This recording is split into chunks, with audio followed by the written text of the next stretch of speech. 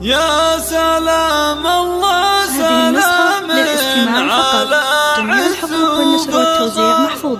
ابتدي بأول القاذ واحث الركاب جهزوا كل المباخر وزيدوها جمر رحبوا باللي تخرج وصار له فخر رحبوا باللي تخرج وصار له فخر يا سلام الله سلام على عز وفخر ابتدي بأول القاذ واحث الركاب يا سلام الله سلام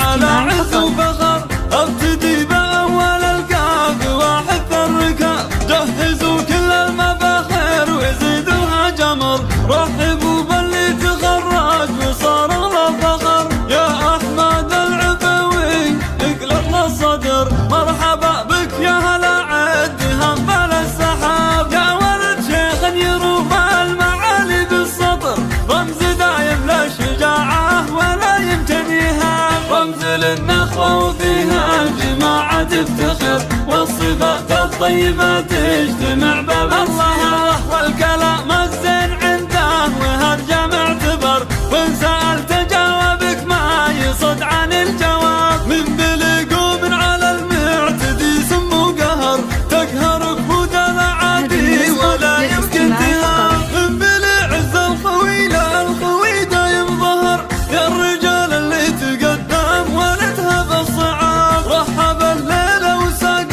القصايد والشعر والقصايد لاجل عينك في هالمحفل تجاب جنبه اخوانك وكلن يرحب مفتخر هم حزامك دوم جنبك كما درع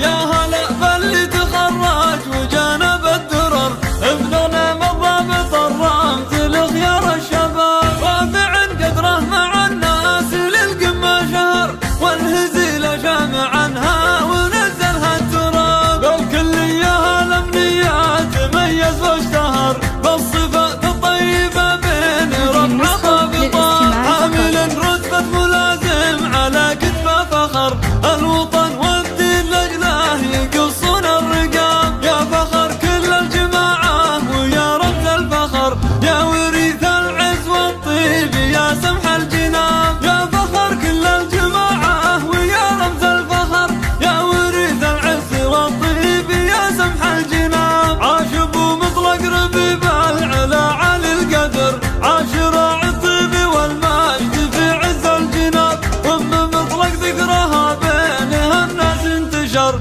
تنفتح بذكرها للمكارم الباب ام فهد وصوفها حارت ابيات الشعر وام متعبه بها يا بشر شيء يعاب وام سلمان الغلا والمحبه والفخر وام مشاري مدحها فاخر في وسط الكتاب